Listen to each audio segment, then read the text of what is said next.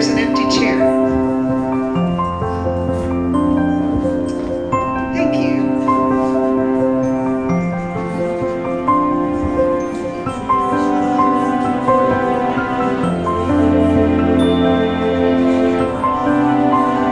I'm kind of a get started on time kind of person, so are y'all okay if I start talking?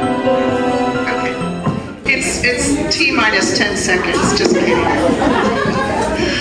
Hello, welcome everybody. What beautiful faces coming out to see us today. We're so excited to have such a wonderful turnout for this incredible presentation about the Houston Livestock Show Rodeo Quilts with Anita Todd, who is our adult best of show, and Ellie Stuckey, who is our youth best of show. Has anyone never been here before? Oh, awesome. Welcome. This is good to see so many new, fresh faces. And for those of you who are returning, welcome back. Also, I'd like to say hello to those friends of ours that are across all the oceans that tune in on YouTube to see this presentation. If you didn't know that, thanks to Carrie, she's our media person now. She helps us to post our gallery talks on our YouTube channel. So if you can't make it all the way to our little hamlet, in a couple of weeks, this presentation will be up on our YouTube. So the Texas Quilt Museum is housed in a building that was constructed in 1892. Everything used in the construction of the building was taken from LaGrange or Fayette County, where we're seated. We have longleaf pine floors. Each one of those columns that you walked past coming into this gallery were carved from a single longleaf pine tree. Yeah, that's a lot of work. So the bricks in Gallery 1 were baked out in a field, and how they did that is they took a whole bunch of wood and they burned it down to some really hot coals, surrounded those coals with the raw bricks, and stoked them for a couple of weeks to bake them. The bricks in Gallery 2 were baked in a kiln. Now, we've been told that the clay comes from the same location. It's just the different methods of baking yielded the different colors. That's why we've got more of a tan in the front and a red here in the back. If you notice that we had some rocks in our walls, that actually was taken when they raised the LaGrange City Hall building to build a new one. We joked that they were just tired of baking bricks, so they just, shoved rocks in the holes and called it done. But I like the fact that it adds to the visual texture of the walls. It also adds to the history of the building because they predate our 1892 structure. Now, its original intention, Galleries 1 and 2 were a mercantile, and Gallery 3 was a hardware store. In 2010, our founders, Carrie Bresnahan and Nancy O'Brien Puentes, who were also the founders of the International Quilt Festival, desired a location that was central in Texas, open all year, and will showcase the artistry of quilting. What a vision. Has anyone ever been to the International Quilt Festival? Yeah, so you know what I'm talking about. That quilt festival is amazing, but it's just a few days in the fall. So they wanted something that was going to be available year-round. And so in 2010, they purchased the building and got to work having it restored. It took about a year. We're at 95% original integrity. So what you see is what it looked like when it was a mercantile. So in 2011, we opened our doors, and since then, we have welcomed over 120,000 friends like you from all 50 states, hello, all U.S. territories, and 68 countries in the world. So our exhibits change every 4 months, and if you didn't know that, now you do. Our whole entire museum changes. So this exhibit that we currently have on display will be here through August the 23rd, and then on August 28th, we'll have a whole new museum. And so we invite you to come back and take a look at those new quilts that will be here. We have a selection that'll be all indigo quilts coming from the American Quilt Studies Group. We also have a collection coming to us, traditional quilts from Diane Miller, botanical quilts from Andrea Brokenshire, and then we have Linda Blust's Wild, which is 8 incredible textile sculptures of birds. So we invite you back. Those will hang through the end of the year. If you haven't visited our library yet, it's the largest quilt research library in the Southwest. It boasts over 12,000 volumes, periodicals, and catalogs available for quilt research or inspiration. And we now have a dedicated workspace there. So if you are doing specific research on anything, all you have to do is give us a call, and Carrie, our new librarian as well, she changes hats. Carrie will pull all the books that you need for your research, and then you've got a dedicated space to make the most of your moments with us. If you haven't had a chance to visit our museum store, Vicky's out there ready to help you lighten your pocketbook or do a little retail therapy, whatever helps. Of course, 100% of all proceeds from the sales of anything in our store supports the museum. A couple things that were in your chair when you got here. This is the What's Up QR code. We have an events page on the website.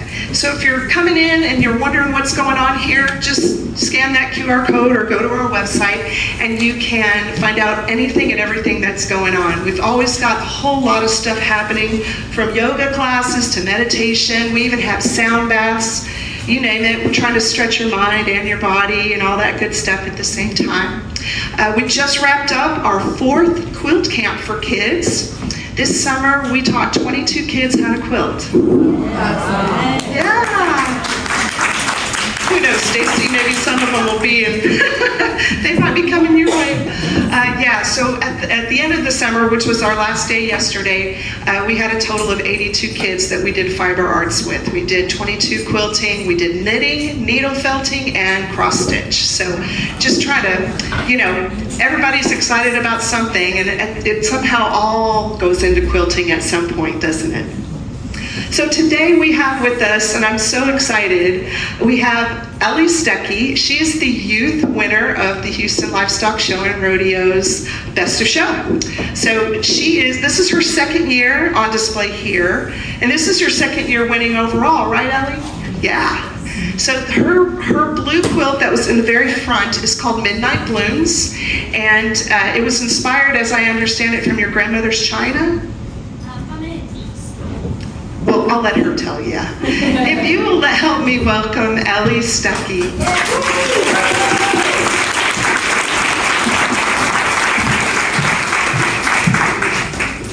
And she's a little bit nervous, but I told her all of us love her. And she said that, she told her family that only pre-approved questions were allowed. Yes. Okay, hi y'all, I'm Ellie Stuckey. It is so amazing to be here today and to talk about my love for quilting and to see all of y'all. So a little bit about me. I made my first quilt when I was 7 years old, and I am now 18. I have done more quilts than I can count. I also have just as many unfinished quilts that are in a pile, stuffed in a corner, and probably will never be seen again. So yes. So this was my very first quilt that I made with my grandma when I was 7 years old. So my grandma owned a quilt store for about 30 years, and when she lived down at Tiki, we would spend all summers there and go fishing and swimming, and at the end of the day, we would always take a nap on her couch, which was the comfiest couch I've ever laid on. She would tuck each of us under a quilt, and I always admired them, but I never really knew anything about quilts, so to me it was just like a random blanket or whatever. And one day I was just like, what are even all these? And I was just kind of curious. She rushed me into the sewing room. I got probably the quickest quilting lecture in the world, and got shown all the fabric and the books and the notions and the rotary cutters that I was told I was never allowed to play with, so don't lose any fingers. So yes, then the next time I went down to a house in Tiki, it was just me and her, and we went down to a local quilt store down in Galveston, and we picked out the 3 fabrics of the horse, the gray, and the kind of multicolored floral, and she cut out all the squirrels for me, and I laid down on the floor and I laid them all out, and she sewed the first couple rows together so I could see, and she taught me the importance of the quadrant seam allowance, which I did not pay attention to for years later, because some of my old seams I'll look back and I'm like, I was not even close, but there was a learning curve. So then after a few rows that she did, I went through and did some And then I ended up with the quilt of Horsing Around, and I have kept on quilting ever since then. But the thing that I remember most about this quilt was the room that I made it in. Her house had a view of the ocean, and her sewing machine was set up where you would look up from sewing and you could see the ocean and the palm trees and the flowers and everything. And I was right on the balcony, so she would open up the door and the whole room just smelled like the salt water. You could always tell when someone caught a fish because then it would smell like dead fish. Not the best smell.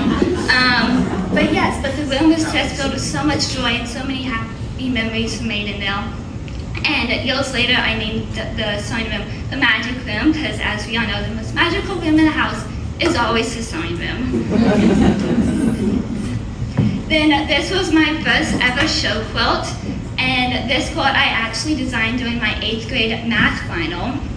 I was trying to protest doing math, so I made a quilt pattern which ended up having more math involved in it, so I probably should have just taken the math final. It backfired a little on me. But yes, this quilt was based off the little cow panels in there, and I just kind of built out the panels. I really had no vision going into it besides not wanting to take a math final, and that was the whole vision.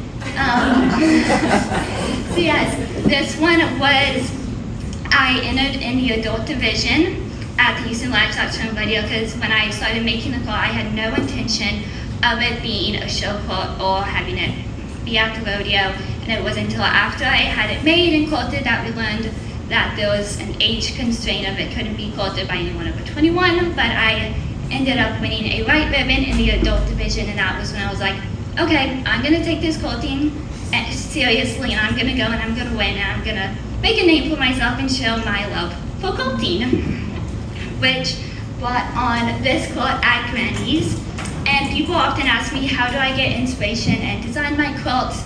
And there's an exact science to it, but it's also quilting, so it's not always an exact science. But to me, I always go back to what got me into quilting, which was the joy of it, the joy of the room. It was just, I always just go back to that. And so this one, I was thinking when I was little, me and my family would always take road trips in the countryside when it was wildflower season, and me and my sister would sit in the back row, and every time we saw a patch of wildflowers, we would go, ooh, ah, for probably 3 hours straight, which probably drove my parents crazy. We thought it was fun at the time. So yes, and the part where there is an exact science for me is I pull in a lot of human psychology in it.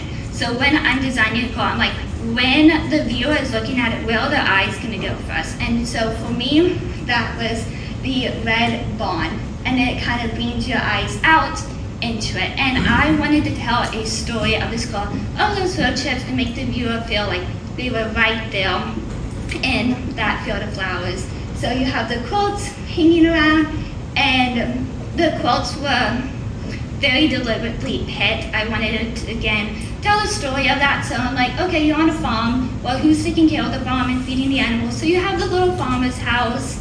And to me, I wanted it to have that country feel. So going back to a good old hearty country meal at a table. So you have quilts to me that reminded me of like table linens and everything. But I also went back to, I want them to bring home these memories and that joyful feeling of looking at the quilt.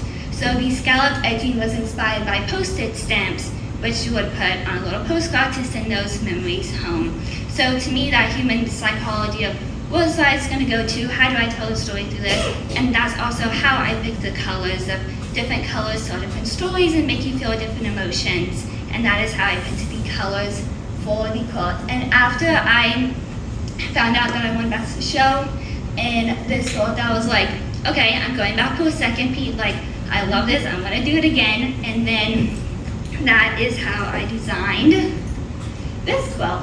My grandmother always had a blue and white quilt at her house down at Tiki, and I always loved it, the color. So I always knew at some point I wanted to do a blue and white quilt. And I was like, okay, I love the idea of that being the show quilt. To me, when I think of the color combination of blue and white, I go back to a set of dishes. And in my house, my mom has probably 100 set of dishes, and there are some that can only be used on special occasions because of the delicacy of them. And if you're holding them, you have to hold them very carefully. So I was like, okay, so the quilt's gonna have to have that delicate feel to it for the blue and white theme. And I want it to be like, when you look at it, you think of those special occasion dinners, whether it be Christmas or Easter or Thanksgiving, where you bring out that fine set of dishes to it. So I went on the Texas shop hop, and we hit, I want to say, about 17 shops in 3 days. And the whole back row was just filled with fabric taller than me. But I kept on going to the shops, and I just kept on pulling the blues and the whites, and I had no clue what it was going to be. And I was just looking for it, and I was like, I want the viewer to feel joy when they look at the quilts. And I just couldn't find that inspiration exactly. And I was like, okay, I'm gonna wait till I get the right inspiration so it doesn't feel forced. Then one day, me and my mom were out antiquing, and I saw a set of dishes, and they were blue and white with a little yellow rose in the center. And I was looking at that set of dishes, and I was like, that would make a beautiful quilt.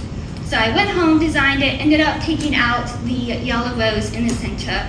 And where I put in that human psychology is, again, the blue and white. When you think of it, it's like the delicacy of it. You automatically look at the blue and white, think of the dishes, and be like, okay, this holds value. It holds the meaning of the family dinners. And it's just automatically delicate.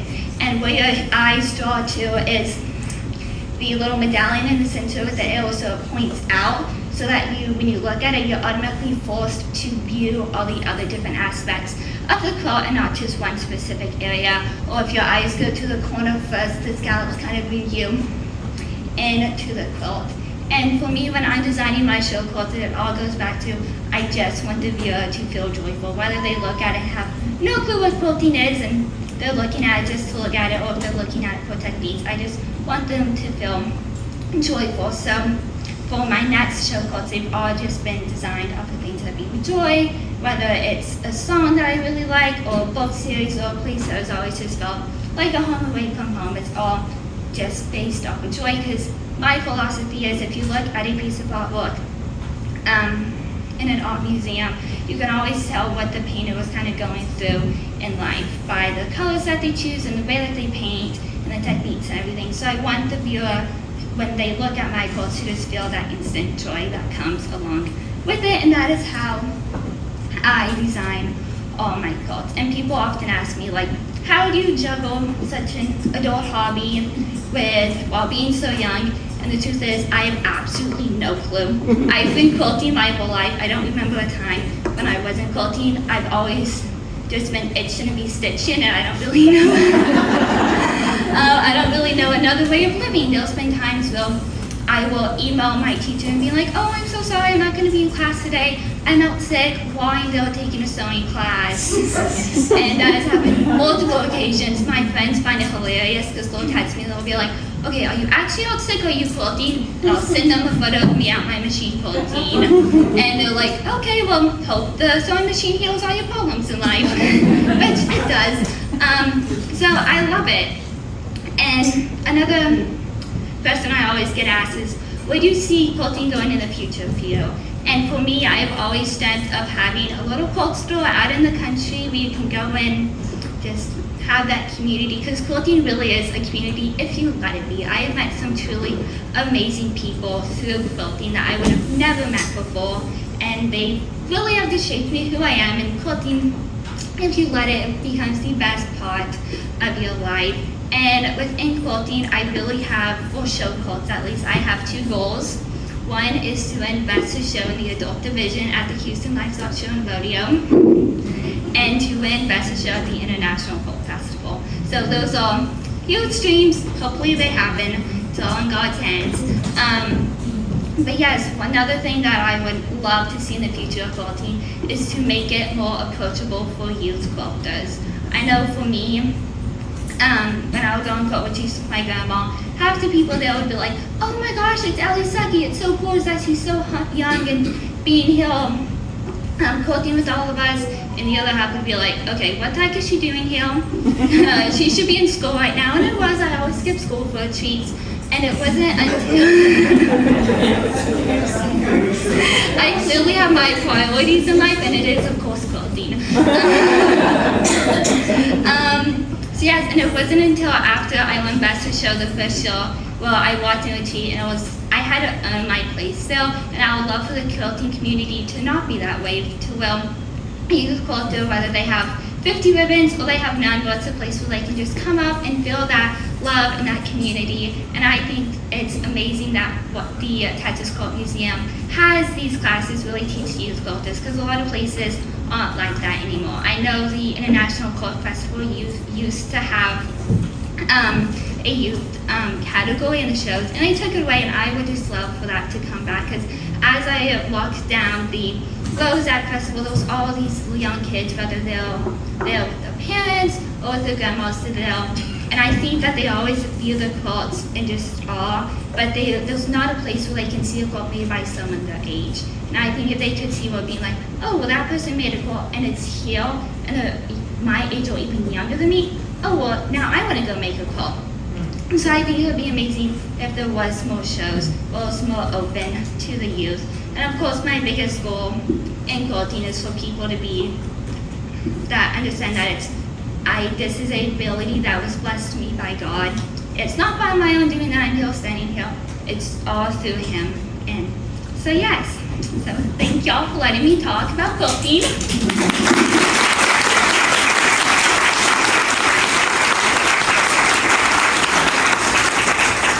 Anyone have any questions? I did tell us about next year's show quote.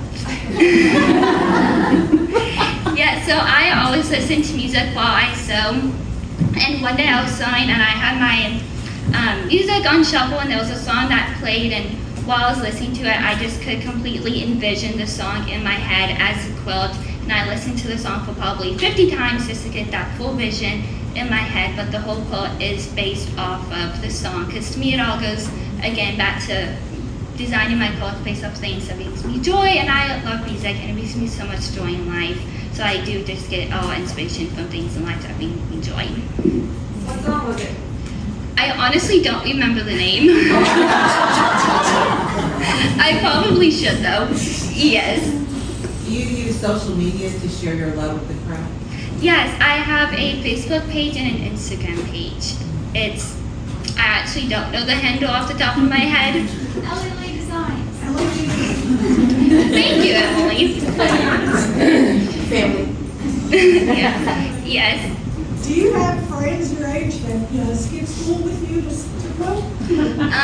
No. But it's why I think it's amazing, because one of my closest friends in high school, her mom was a teacher there, and her mom would always be like, Ellie, like, you can't let the admin know you're missing. I'm like, they'll be cool with it.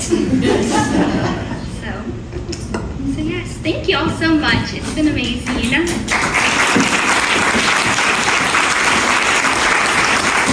Thank you, Ellie. And she starts as a freshman at Mary Hardin Baylor, so it doesn't seem like skipping the class was a very hard thing for her. So just one more thing I wanted to mention. This right here, good job, Ellie, is the information about membership at the Texas Quilt Museum. If you're interested in becoming a member, we would love to have you. Aside from getting a wonderful goodie bag of stuff, you'll be first in the know on everything going on, and you get 10% off all of your purchases in the museum store. Next, we have a local girl. I'm so excited. Anita Todd is here. So she's from a little bit down the road, but she's from Fayette County, and we are so incredibly excited to have Anita on display. Come on. On display here at the Texas Quilt Museum. She is our adult festive show winner. Thank you, Deborah. Ellie is a tough, is that too loud? Yes. I'm not quite, let me see. Let me figure out where I should hold it. How about that? Ellie is a tough act to follow. I have not met Ellie before, but I have seen her work through the last several years, and I think she is charming and precious and talented, and I'm so glad to have the chance to meet her today. but I do want to give a shout out to Ellie's mom. Where is your mom, Ellie? There. Would you stand up for just a moment?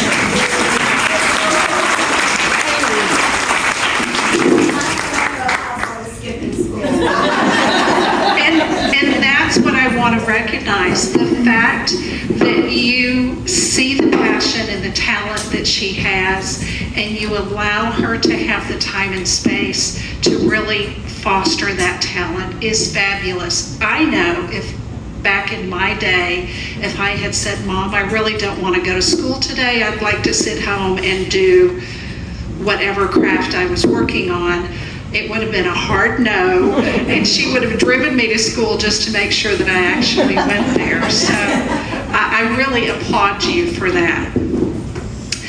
So my name is Anita Todd. I am a local girl. I live in Praha, Texas, which is a very small community about 30 minutes south of here. Population 18. I am originally from Pasadena, Texas, which is where I grew up and went to school. When I married my husband, we lived in Pasadena for about 9 years, and then we moved to Clear Lake and raised our children there. Through the years, I have always had some type of craft that I was involved with. As a youngster, I spent summers in Michigan with my grandmother, and usually had about a month with her. Very often it was just my brother and I with her. Sometimes Mom and Daddy were there as well. But my grandmother could do absolutely anything. She loved gardening and cooking and all types of handwork. And so I sat at her knee and learned everything that she knew except for tatting. Tatting is just not something that I could get my head around, but I learned really everything else from her. So that love was fostered at a very young age. So I was always sewing and creating. I went through home ec in school and, sewed things for the house and that type of thing. In probably 2001 or 2002, I joined a group in West University in Houston. It was called the Open Door Program. And I learned quilting, hand quilting, from a very sweet lady. And she was a wonderful teacher for me because you couldn't do anything wrong. Whatever you did, she thought was wonderful. And I responded really well to that type of teacher. And so I kind of shifted my focus to quilting. And let me back up just a moment. Can you raise your hand if you're a quilter? Okay, so a lot of you here today.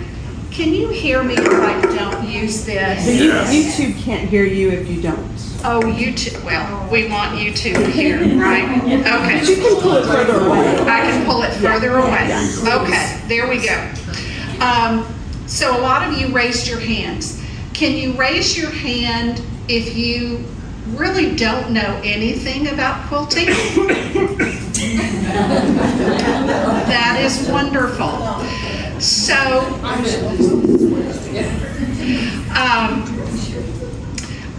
I started at West University and we hand pieced.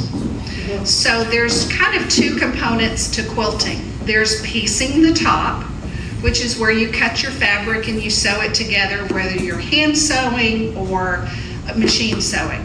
You complete your quilt top. The quilting comes in when you layer that top with batting and a backing, and you actually start doing the quilting. And again, the quilting itself can be done either by hand or by machine. And so for many years, I was a piecer. And that means I pieced the top, mostly by machine, and then I quilted by check. which means I wrote a check out to somebody else so that they could quilt the quilt for me, right? And I never felt really good about calling that my quilt because I hadn't done all of it. Well, in 2019, I talked my husband into going to the International Quilt Festival for me because I had my eye on a sit-down long arm. And I got the green light from him to order that. So I ordered it, and it was going to be delivered the following spring. So what happened the following spring of 2020? COVID hit. I had just started a business the previous year.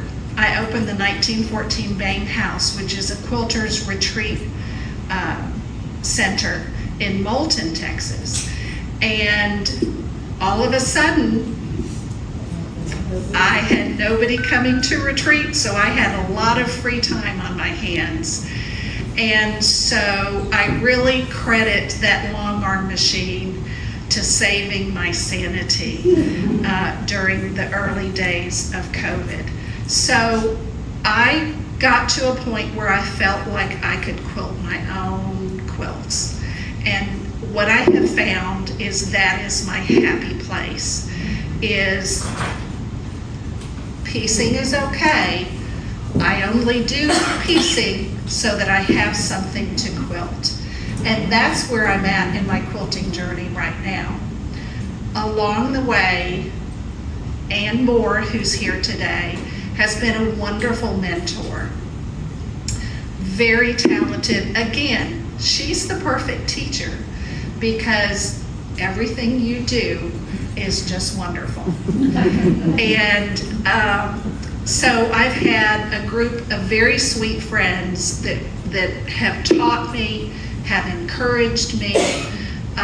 Brenda Meadows, who's here today, is actually the one who suggested, she saw some of my quilts. Hanky Panky was one of them. I was finishing it up to enter it into my Guild quilt show. And she said, Anita, have you ever considered putting it into the Houston Livestock Show and Rodeo quilt exhibit? And I said, no. She said, you really should think about it. So I did. And I won Best of Show.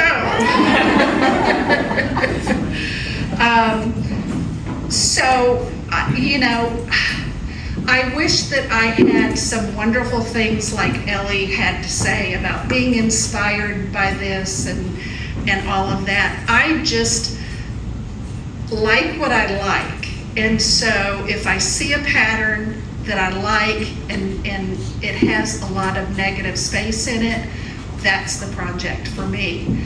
But here's the deal. I can't read patterns worth a darn. And so my project always turns out different than it's supposed to. And I'm 100% okay with that because to me, you buy a pattern, anybody in the world could buy that pattern and recreate it. But the things that I do different in my quilt make my quilt one of a kind. It's similar to what it's supposed to be, but because I forgot to read page 3, mine looks a little bit different. I don't know what else to share with you other than to say, do you have questions I can answer for you about quilting in general, about the hanky-panky quilt? I also need to credit Ann Moore because she named the quilt for me. We were together sewing, and I'm filling out the entry form for the livestock show, and you always have to name your quilt. I never name my quilts. It's the part I dislike the most because I don't know what to call it. And she, right off the top of her head, said, well, I think Hanky Panky would be cute. And I said, yeah, I think it would be. What kind of questions can I answer for you? with you using what appears to be like older dresser scarves and things like Yes, that, yes. do you use a particular technique to like stabilize them? So you do what works for the piece that you're working on. So some of the handkerchiefs that I used were very, very delicate. And so I stitched them onto muslin, white muslin first, did a little decorative stitch on it, and then cut it out and sewed it in as my block. A lot of the items are pillowcases, vintage pillowcases. Some of them I got for free at thrift stores because they were in such terrible shape, the pillowcase part itself, but the embroidery work on it was spectacular. And so a lot of things, if you had seen them originally before they went into this quilt, you would say, Anita, why didn't you put that in the trash can? But you cut out the pretty pieces, and if you can use those, use those. On your way out, if you have a chance to look at the quilt, the very top left block has 2 bluebirds. There's also bluebirds in another block, but those bluebirds were actually embroidered with white floss. And I loved the little garlands that they had in their mouth. I thought it was just a very sweet, sweet embroidered piece. But the birds themselves were white. And there's just no way that would show up. And I really didn't want to re-embroider them in colored floss. So to take a shortcut, which I'm always happy to take a shortcut, I took a pigment pen and just very lightly touched the top of that embroidery floss with a blue pigment pen. And so the final effect, if you look at it, it almost looks like I used variegated embroidery thread on that block, and I didn't. Oh, wow. So for the pillowcases and that type of thing that were a heavier weight, I didn't have to worry about them. I just sewed them into the block. I saw a question over here somewhere. Yes, ma'am. Yes, you kind of answered it, because I wanted to know, were they vintage linens that were family heirlooms, or did you collect them all? Had you been collecting them? And what shape were they when you got them? It sounds like some of them were really, really rough. For me, this was, I have people that will come up and want to share their vintage linens with me and have me sit down and look at them. And I'm happy to do that because I love vintage linens, and we ooh and ah over every little piece. Most people have family linens, family pillowcases that their grandmother made, their great-grandmother made, a tablecloth that, that has a special memory. For me, nothing that I used had any memory attached to it. They're pieces that I love to garage sale and I love to thrift store. So nothing makes me happier than when I can get a 5-cent pillowcase that I know that I can use.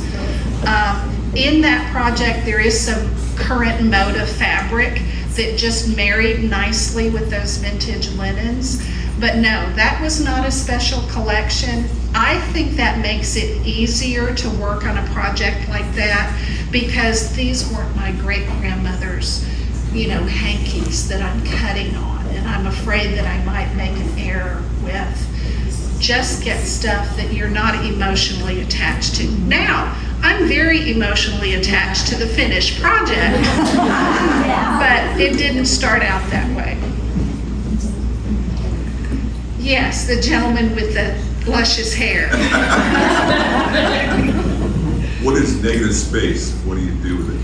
This is my husband asking that question. It's a good question. It is a good question. So, negative space, let me see if I can, okay. This second quilt here that has the 3 spheres, the background, I would call that negative space. To me, that thrills me because look at all of the space that I can do custom quilting in, right? It's not, traditional quilts have blocks after blocks after blocks after blocks. I tend to gravitate towards things that have large spaces of negative space, especially white. I just kind of like that bright white background that I can get in there and custom quilt. That makes me happy. Yes, ma'am.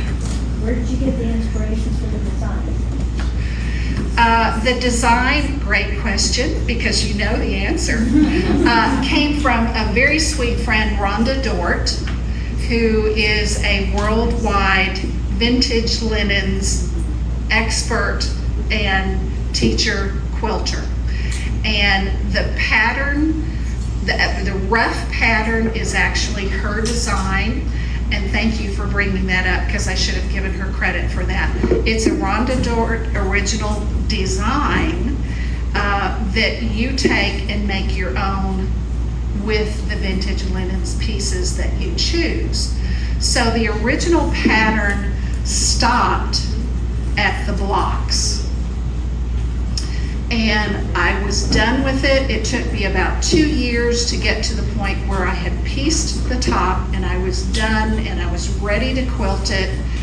And I just needed a little bit of time to kind of macerate how I was going to actually do the quilting.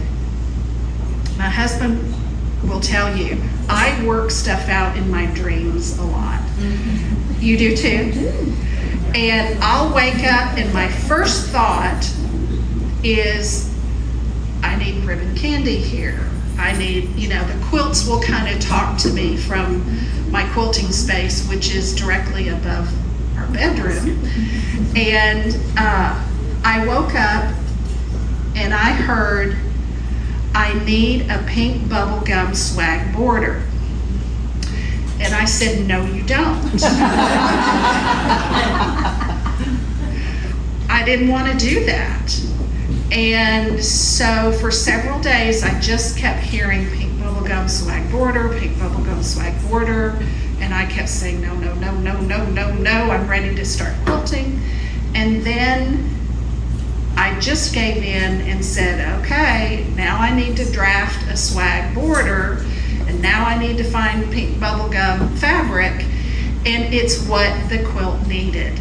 And I think that's part of why she has done well in shows, because that pink bubblegum swag border kind of sets her off nicely. Yes, ma'am. What do you mean when you say swag? So when you leave and look at the quilt, you will see that outer border has a swag of kind of a scalloped swag border. And so I had to draft that, applique it, so that added at least 100 hours to the quilt. Yes, ma'am. I have two questions. Yes. The first one is, now that everyone knows you are an addict for the vintage and thrift stores and such, are people giving you their linens and such? Yes. Yes. Do you Yes. have a website in case we want to send you things? My website is for the business, Okay. but my personal contact, probably the best way to reach me is to email me. And it is info@1914bamehouse.com. The 1914 Bame House is my quilt retreat. My email for that is info@1914 Bame House. I'm also on Facebook, so if you'd like to like me on Facebook, you can always DM me through there as well. They can call us. And they can call Deborah here at the Quilt Museum, and she knows how to get in touch with me in a heartbeat. So my second question is, so you love to long arm, and a lot Yes. of these embroidery, pillowcases and linens have beautiful embroidery on it. Yes. Do you grapple with, or do you automatically, when you're quilting, either stay away from the embroidery, or do you just stitch over it? Again, it depends on the piece. Sometimes I'll go right over it. There are some pieces that are cross-hatched, which cross-hatching is, vertical lines this way and vertical lines that way, and I just stitch right over the motif, and it just kind of all blends in. Some of the pieces I kind of echoed around, like a floral basket. I would kind of echo around the petals in the basket. It just depends on what feels right for each block. That's the fun thing about doing a project like that, is when you're quilting it, you really are just going to look at one of the blocks at a time and say, okay, what does this particular block feel like it needs? And it will tell you if you listen. Yes, ma'am. So you do mostly long arm quilting and Yes. very little machine quilting? So long arm, the type of long arm that I have is a sit-down long arm, right? So it's not computerized. I'm not standing up with the handles. It is a sit-down machine. So the needle stitches in a stationary spot, and I move the quilt underneath it. So it's all done freehand. It's a Bernina Q20. Yes, ma'am. You mentioned your retreat center a couple of times. Can you tell us more about it? So it's a beautiful 3-story Victorian farmhouse located in Moulton, which is about 40 minutes south of here. And we are open primarily to quilting groups that come in for 4 days up to 14 days. Some of our groups come and just stay for a really long time. My husband and I provide the meals, and the ladies and gentlemen work on their projects while they're with us. If you have never taken the opportunity to go on retreat, I would really encourage you to do that. And I'm not touting my retreat center. There are tons all throughout the state of Texas. Bless yourself with that time to just spend with friends or brand new friends that share the love of quilting. Yes, Andrew? Just a comment. Yes. The first time my wife said to me, my quilt spoke to me, I told her, you probably shouldn't say that. And it's good to know that, well, maybe she's not the only one. She's not. Yeah. Well said, brother.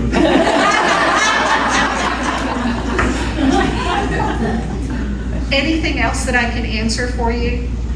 Deborah, thank you for the opportunity to have us all here today to talk about the things that we love kind of most in life. And I'll look forward to hearing more from Stacey.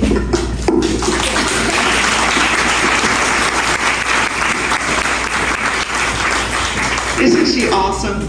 If you want more information about the 1914 Bang House, we also have some of her business cards up near the front, so just let us know before you leave. With us again this year is Stacey Kovar Kuskie. She is on the quilt committee at the Houston Livestock Show and Rodeo, and she has agreed to come all the way out here from Houston to be with us today to tell you a little bit about being a part of the Houston Livestock Show and Rodeo's quilt competition. Thank you, Stacey.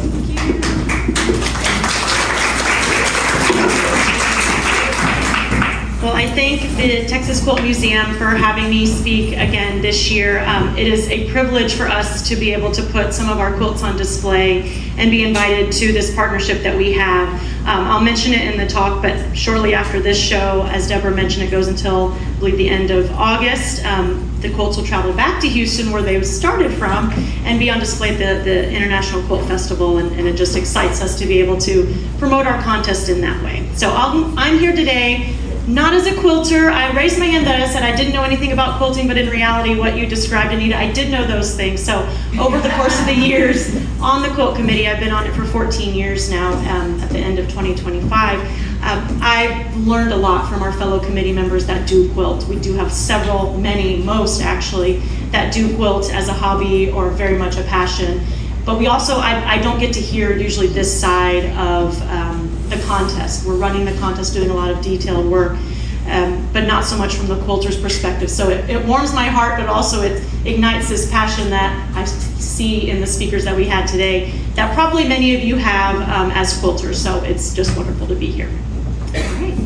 So the Houston Livestock Show and Rodeo is a 501c3 nonprofit organization that promotes agriculture by hosting an annual family-friendly experience that educates and entertains the public, supports Texas youth, showcases Western heritage, and provides year-round educational support within the community.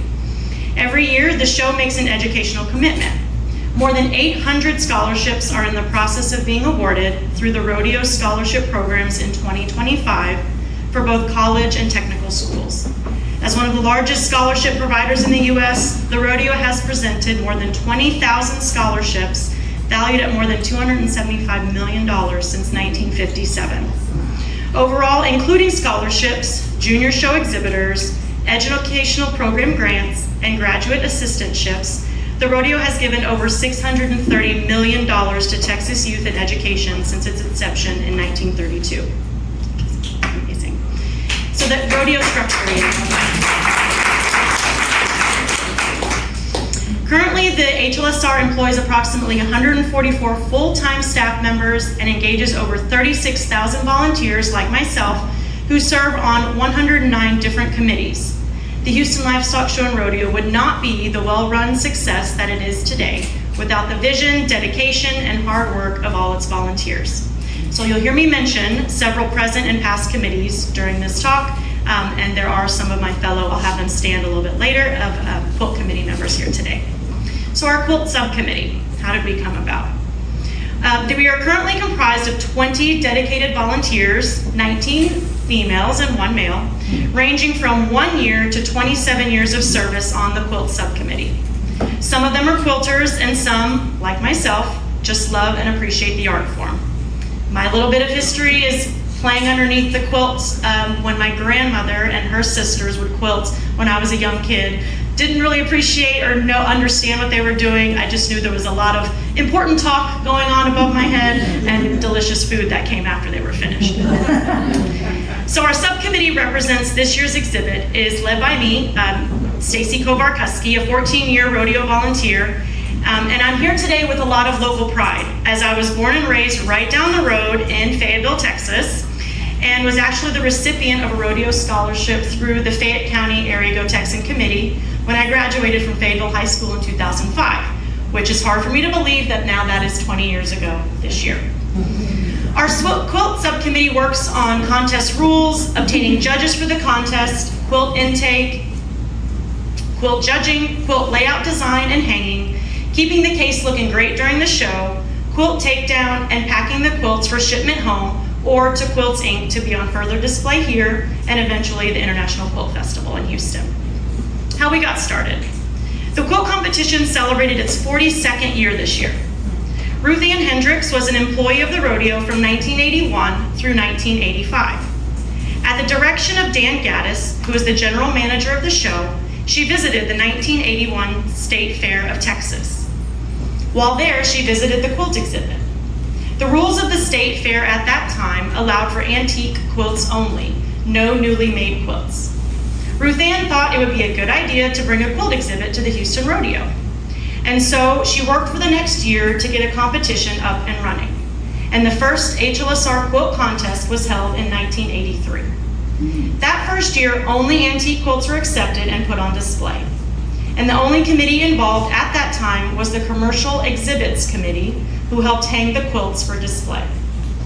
In 1985, the contest became an official Go Texan event, and eventually a quilts subcommittee was formed on the Go Texan Contest Committee to help facilitate the competition each year. So what is Go Texan and Go Texan contests? If you're from Houston and surrounding areas, you are probably familiar with Go Texan Day. It is the unofficial kickoff for the rodeo, which the Houston community celebrates by wearing Western attire like jeans, cowboy boots, and hats at work or wherever you might go. I remember my company, they would send the note out that said, it's Go Texan Day, everyone wear your hats, boots, serving barbecue today, so it's all a big deal in Houston and probably surrounding areas as well. The Go Texan committees include Houston General, Area, and Houston Metro Go Texan. Locally here, there is a Fayette County Area Go Texan committee that you may be familiar with. Go Texan Contests was a committee that supported the other Go Texan committees like Fayette County, encouraging them to compete in various contests through the year, including fiddling, whistling, hay hauling, horseshoe pitching, and of course, quilts. They each competed for points and to be pronounced the winning county of the year. How things have changed through the years. As I mentioned, that first year of the quilt contest, only antique quilts were allowed. This changed sometime in the following 2 years to allow newly made quilts to be entered, but they were restricted to those with themes depicting part of the history of Texas or the area where the quilt was made. The quilts had to be quilted by hand and no kits were allowed. When the quilt competition became a part of Go Texan contests, it was decided that to enter, a quilt had to be named as the official entry of either an Area Go Texan county or a Houston Metro Go Texan subcommittee or county, meaning that a maximum of 91 quilts could be entered, and no individual entries were accepted.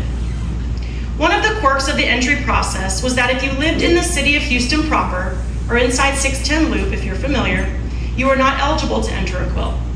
Metro Go Texan is divided into subcommittees in Harris County and counties surrounding Houston, but there's not a subcommittee for inner loop residents. The move to special attractions. After the 2019 show, due to dwindling participation in many of the Go Texan activities between the counties, the Houston Livestock Show Rodeo Go Texan Contest Committee was dissolved. But because of the popularity of the quilt display, thanks to all of those that come and enjoy it every single year, it was decided that the quilt subcommittee would continue under the Special Attractions Committee banner, which you may be familiar with if you visit the show and walk through Fun on the Farm, maybe with your kids or grandkids, the interactive rabbit exhibit, or Born to Buck, which are also part of the Special Attractions Committee. And don't worry, I won't ask you to rename these committees that I'm mentioning because I know I'm rattling off quite a few. So the committee and I are thankful that the Houston Livestock Show and Rodeo agreed to keep this well-loved tradition alive and lead our quilt subcommittee under this new hierarchy. The 2020 show was full of change for our subcommittee.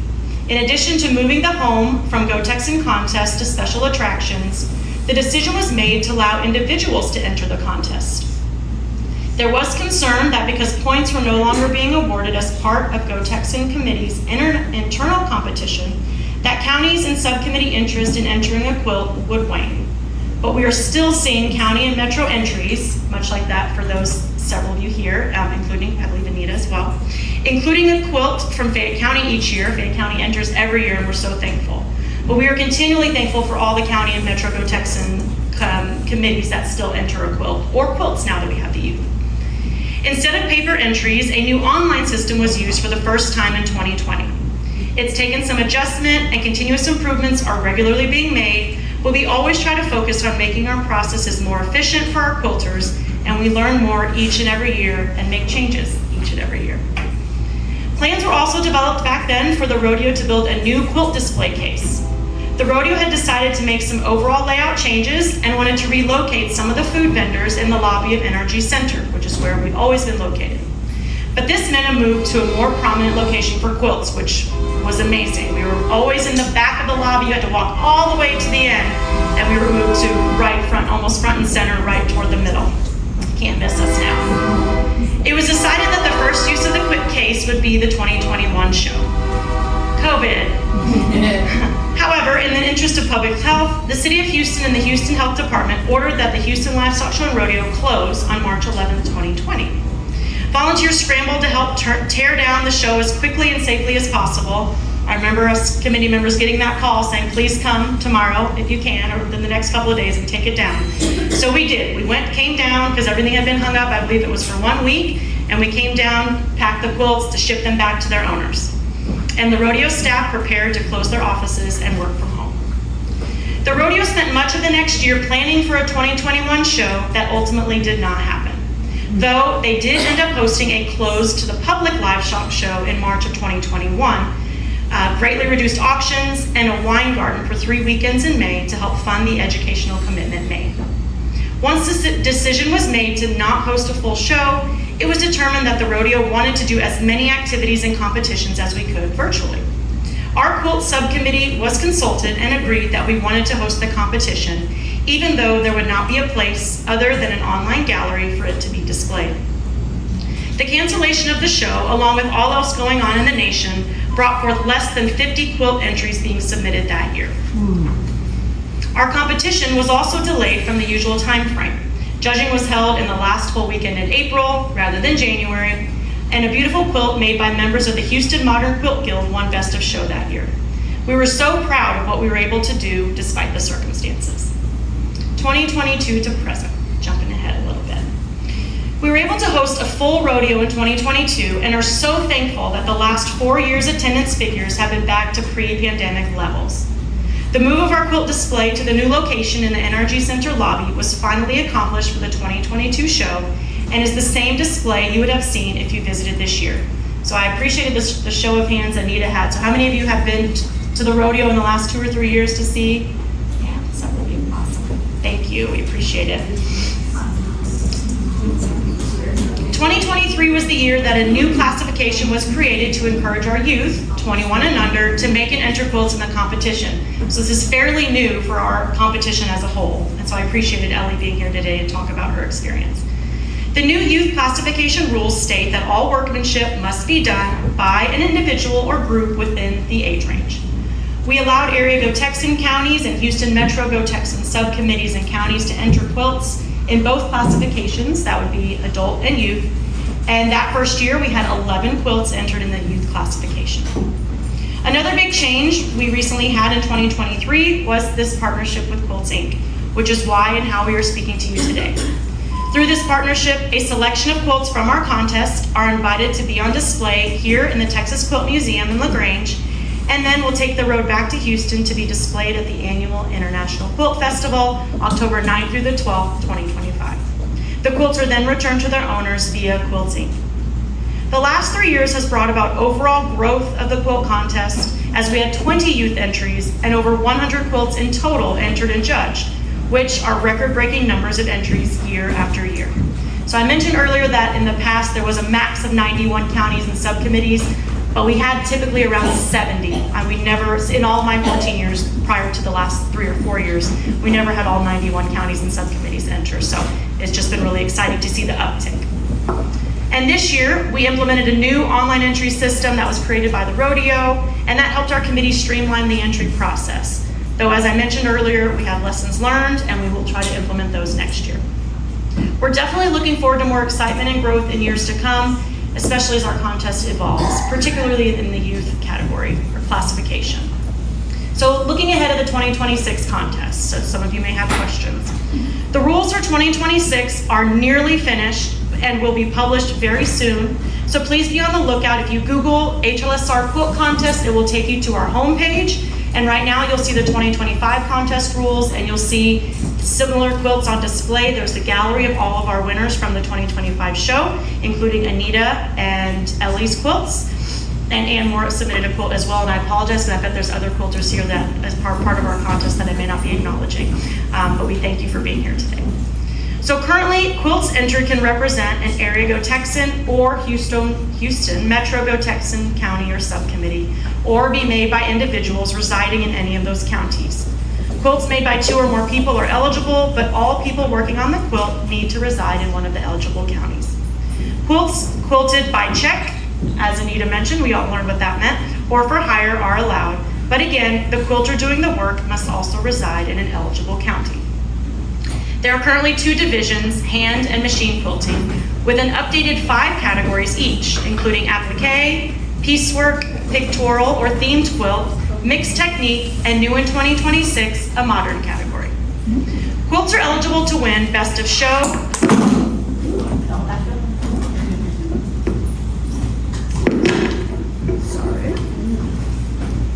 Quilts are eligible to win Best of Show, Best of Division, Best of Category, Judge's Choice, and Quilt Subcommittee's Choice. So I just talked to someone who won the Quilt Subcommittee's Choice, which was really fun. That's what myself, including the 19 other quilt members, vote on each year and award a special ribbon. No ribbon is awarded in a category if there are no entries for that given category. In addition, every quilt currently either gets a blue, red, white, or green ribbon to denote their placement within their respective category in the divisions. For example, this year's Youth Best of Show winner, Ellie Stuckey, who was our first presenter today, for her quilt Midnight Blooms, her quilt was also awarded the Best of Division machine quilted and a blue ribbon. Looking ahead, some of the things we're talking about include further expanding entries, putting QR codes on our display to allow visitors to learn more about a quilt they are interested in, further improving and simplifying our entry platform, which I mentioned several times. You can tell there's some pain points that we're working on, and adding monetary awards for the youth like we have with some of our other rodeo competitions. I mentioned the scholarships that others receive as part of the rodeo, and the rodeo has this educational commitment. So now that we have youth in our contest, we are really trying to get some additional budget and sponsorship with which to give our youth prize winners some scholarship money.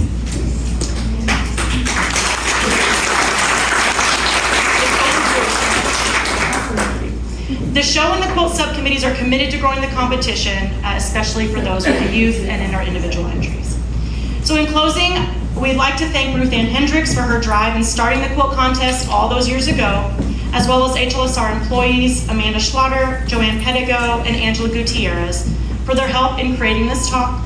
And special thanks to our quilt subcommittee members here today. If you'll please stand, I know at least two, make sure I didn't miss anyone. And Brenda and Sean. And also some of the amazing quilters that have entered our quilt contest, whether previously or in 2025. Can you also please stand? Anyone that's entered our contest?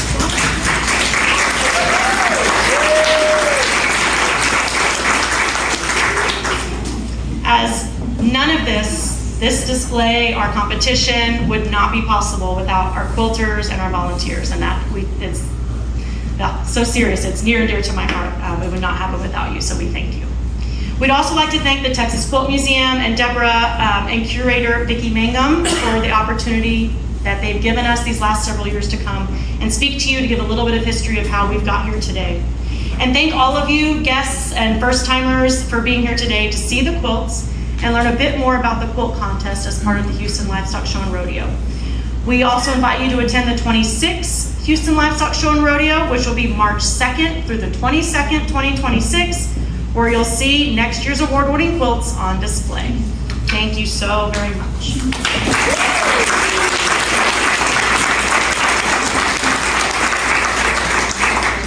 Are there any questions for me? And if they're quilt specific, I will divert to my quilter committee members.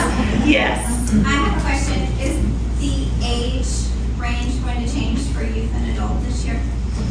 So this is something we talked about last year because we had questions come up on very young quilters being compared to a 21-year-old quilter as a first time being brave and entering and going. I mean, it seems like a big scary thing, but I mean, I've not entered a quilt, so I can't imagine.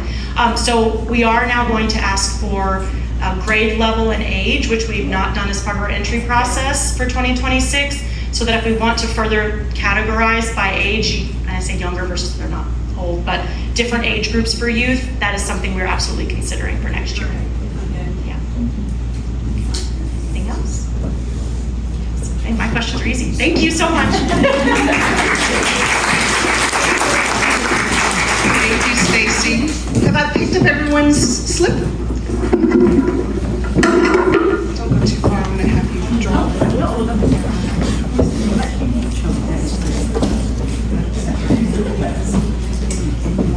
Anyone else? Okay, so this one is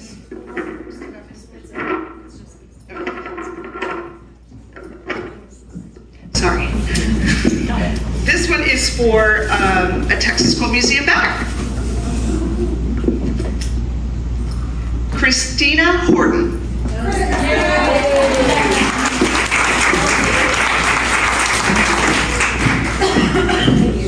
And we have another one.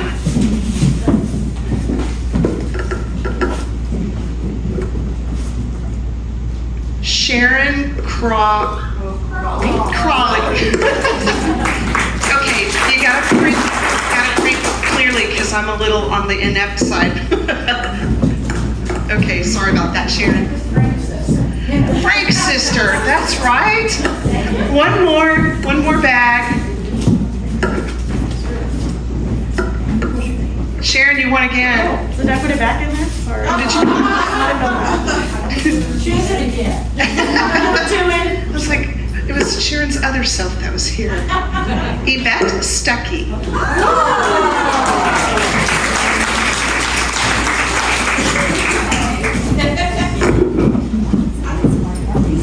And the last one is a one-year membership to the Texas Quilt Museum.